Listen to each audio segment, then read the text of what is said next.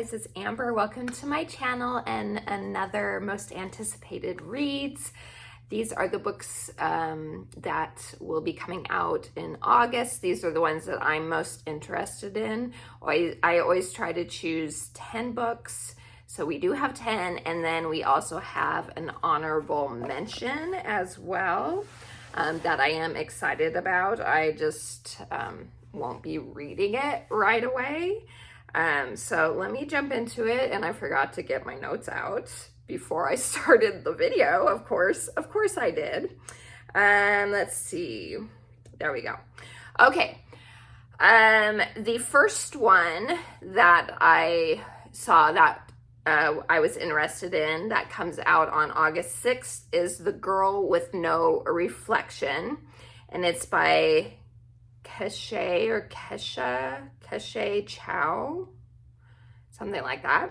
And it is described as it's like an Asian inspired fantasy, I think is what it is. It says Princess Ying believed in love once upon a time, yet when she's chosen to wed, the crown prince, Ying's dreams of a fairy tale marriage quickly fall apart. Her husband-to-be is cold and indifferent, confining Ying to her room for reasons he won't explain. Worse still are rumors that swirl around the imperial palace, whispers of 7 other royal brides who, after their own weddings, mysteriously disappeared. Left alone with her own reflection for company, Ying begins to see things, strange things, movements in the corners of her mirror, colorful lights upon its surface. And when, on the eve of her wedding, she unwittingly tears open a gateway, she is pulled into a mirror world. But there is darkness in this new world. There is a mirror prince. He is kind and compassionate. And before long, Ying falls in love, the kind of love she always dreamed of. It turns out the two worlds have a long and blood-soaked history, and Ying has a part to play in the future of them both. And the brides who came before Ying, by the time they discovered what the role was, it was already too late. So, mystery, fantasy, it sounds interesting. I like the whole through the looking glass vibe. Of course, it's not gonna be the same as that, but the whole other world through the mirror type of thing. Okay, the next one, this is probably the one I'm most excited about. It is the sequel to Assistant to the Villain. It is Apprentice to the Villain. This is by Hannah Nicole Mayer, and it also comes out August 6th. And it is a sequel to the first one, like I just said. So Evie Sage has never been happier to be the assistant to the villain. Who would have thought that working for an outrageously handsome, bad for his image, evil overlord could be so rewarding? Still, the business of being bad is demanding. The forces of good are annoyingly persistent, and said forbidding boss is somewhat out of evil office.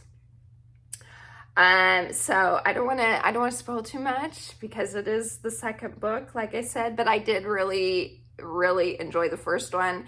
I think I gave it 4.5 stars, something like that. I'd have to check Goodreads again, but I really did enjoy it. It was fun. It was that grumpy sunshine. I do really enjoy that. And it was an adventure, but it was cozy at the same time. There were stakes, but it still felt cozy a little bit. So not high fantasy, but it was fun. It was a fun read. So I'm excited about that one. Okay, the third book is The Breakup Pact, and this comes out August 13th, and it's by Emma Lord. And it is a rom-com type book. June and Levi were best friends as teenagers until the day they weren't. Now June is struggling to make rent on her beachside tea shop. Levi is living a New York cliche as a disillusioned hedge fund manager and failed novelist, and they have barely spoken in years. But after they both experience public, humiliating breakups with their exes, that spread like wildfire across TikTok, rabbit holes, and daytime talk shows alike. They accidentally make some juicy gossip of their own. A photo of them together has the internet convinced they're a couple.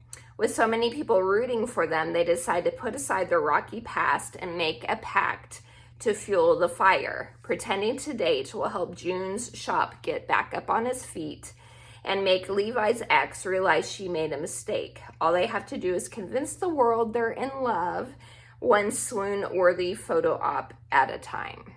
So it's that fake dating trope. I do really enjoy that trope. So that one sounds fun. Okay, next is Witty in Pink by Erica George. This comes out August 6th. And it is a historical romance, I think. After nearly 5 years of avoiding him, Briggs Goswick may have appeared at my feet on horseback like a handsome white knight, but in fact, he is a certified man-child. Briggs may be many things: a society darling, annoying, attractive, so unfair, an heir to an elite family, helpful. But after humiliating me at a ball several years ago, he is primarily my arch nemesis. So it's going to be historical romance. It's going to be enemies to lovers, it looks like. So I think it takes place specifically in the Regency era. From the cover, it looks like it's Regency. But it looks like it'll be fun. Rom-com, historical romance, enemies to lovers. So yeah, that one's cute. Okay, then the next one is also a contemporary romance. It's Love and Other Conspiracies by Mallory Marlowe, and it comes out August 20th. And this one is the hardest thing for a paranormal conspiracy theorist and a web series producer to believe is finding love in this swoony debut romantic comedy. Halle Barrett's life has imploded after she's dumped by her hotshot ex, who also happens to be her co-worker and the star of an online series she was producing. Without a new show to present for the company competition, she'll be out of a job. But inspiration can come from the strangest places, like the most handsome guy she's ever seen passionately discussing Bigfoot on a late-night docu-series. Hayden Hargrove made a name for himself as a cryptid expert on his hit podcast and is intrigued by the plucky, blue-haired producer who offers him the opportunity to lead his own web show. So Hayden and Halle investigate the unknown. They unearth feelings for each other that shake their beliefs to the core. In their search for Mothman, aliens, and the truth, the most elusive discovery might just be learning to love again. So that one sounds like it'll be cute and fun. A cute little spin with the whole finding, mythical creatures like Bigfoot and stuff. So, okay, the next one is The Rose Arbor by Reese Bowen. And this comes out August 6th. Excuse me. And it is I think it is just fiction, or it might be mystery. Yeah, it might be mystery. An investigation into a girl's disappearance uncovers a mystery dating back to World War II and a haunting novel of suspense by the best-selling author of The Venice Sketchbook and The Paris Assignment. So, London, 1968, Liz Houghton is languishing as an obituary writer at a London newspaper when a young girl's disappearance captivates the city. If Liz can break the story, it's her way into the newsroom. She already has a scoop. Her best friend, Marissa, is a police officer assigned to the case. Liz follows Marissa to Dorset, where they make another disturbing discovery. Over 2 decades earlier, 3 girls disappeared while evacuating from London. One was found murdered in the woods near a train line. The other 2 were never seen again. As Liz digs deeper, she finds herself drawn to the village of Tideham, which was requisitioned by the military during the war and left in ruins. After all these years, what could possibly link the missing girls to this abandoned village? And why does a place Liz has never seen before seem so strangely familiar? That sounds like it'll be intriguing for sure. Okay, then the next one is Voyage of the Damned by Frances White. This actually has come out already in paperback, I guess, back in like January or something, but is coming out in hardcover now on August 20th. So I included it because I had actually not seen any premise about it before I saw that it was coming out in hardback, and it sounded good, especially for the summertime, so I'm including it. A mind-blowing murder mystery on a ship full of magical passengers. If Agatha Christie wrote fantasy, this would be it. So, for 1,000 years, Concordia has maintained peace between its provinces. To mark this incredible feat, the Emperor's ship embarks upon a 12-day voyage to the sacred goddess's mountain.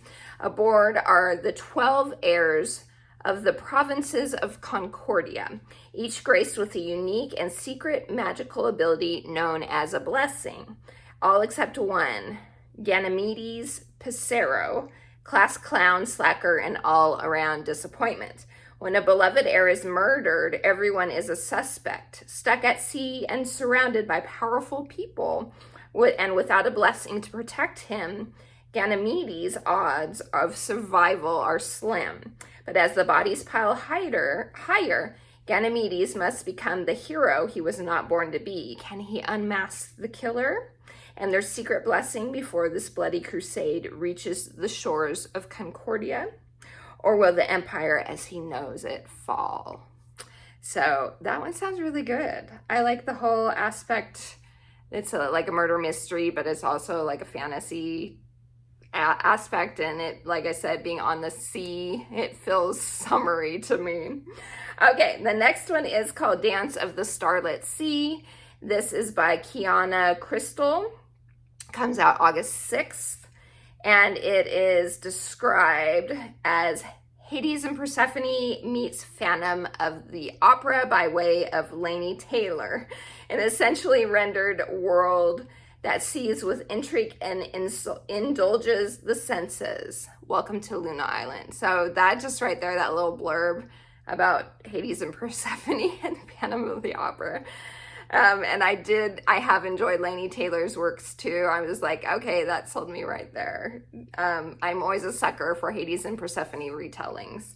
And Phantom of the Opera is one of my favorite musicals, so sounds good. Okay, the next one is called Mysterious Ways. This is by Wendy Wonder and comes out August 27th. And this is described as a sharp and hilarious coming-of-age novel about a girl who quite literally knows everything. 17-year-old Maya knows things. When she looks at someone, she instantly knows everything about them, their history, their private thoughts, their secret desires, their most tragic failures. She walks around with the weight of the world on her shoulders, which is why she was sent to the Whispering Pines psychiatric facility, and also why starting at a new school is going to be such a challenge, especially when Maya meets a guy she actually wants to be around and must grapple with whether there's such a thing as knowing too much. So that sounds like it could be good type of, yeah, I'm intrigued. It intrigues me. Okay, then we have the 10th one is called Love Requires Chocolate. This is by Raven K. Stringfield and comes out August 20th. And it is a new, the first of a new romance series, I guess. That's Emily in Paris meets a sisterhood of traveling pants. In this first book, budding theater nerd Whitney Curie studies abroad in Paris, France, where she meets her match in a cute, aloof footballer. Whitney Curry is primed to have an epic semester abroad. She's created the perfect itinerary and many, many to-do lists after collecting every detail possible about Paris, France. Thus, she anticipates a grand adventure filled with vintage boutiques, her idol Josephine Baker's old stomping grounds, and endless plays, sure to inspire the ones she writes and directs. But all is not as she imagined when she's dropped off at her prestigious new Parisian, I don't speak French, so I'm not sure how to say it, lycée, something like that. Sorry, I know I'm butchering it. A fish out of water, Whitney struggles to juggle schoolwork, homesickness, and mastering the French language. Luckily, she lives for the drama, literally. Cue French tutor Thierry Magnon, a grumpy yet très handsome soccer star who's determined to show Whitney the real Paris. Is this type A theater nerd ready to see how lessons on the City of Lights can turn into lessons of love? So that seems like it'll be cute. It reminds me a little bit, like it could be, but a more adult version of, I have the book, I just forgot what it's called, Anna and the French Kiss, which I adored. I loved that book. So it kind of along the same lines a little bit, to me, is what it feels like, but a more adult version. Okay, and then my honorable mention is Wisteria, which is the third book in the Belladonna trilogy that comes out August 20th. That's by Adeline Grace.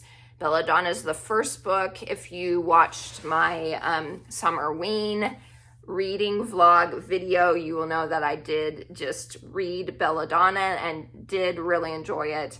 So I do plan on continuing the rest of the series. What's the one that just came? It's before Foxglove. Foxglove is the second book, so that's the one I'm going to read next. And then Wisteria is the final book in the trilogy. So yeah, that's an honorable mention because I know I will get to it eventually. I think I'm going to hold off on Foxglove until it's closer to the fall though, because I did just read Belladonna because it fit with Summerween reading. But it's a gothic novel type of fantasy novel. So it's feels a little more appropriate for fall to me. So I'm going to hold off for a couple months at least before I pick up Foxglove. So anyway, that is everything that I am interested. Well, I'm sure there's others that I'll be interested in. So many books come out every month. It's hard to narrow it down. So I'm sure there'll be more. Let me know in the comments if there's anything I didn't mention that you think I would enjoy, or are there any of these that do sound good to you that you're excited about? Let me know down in the comments. And yeah, have a wonderful rest of your day, guys. Please like and subscribe if you have not. I do bookish content and home fragrance content. I love both, so I do both. And you can watch ones or the others or both, whatever you want to do. But I hope you have a wonderful rest of your day. And until next time, TTFN. Ta-ta for now.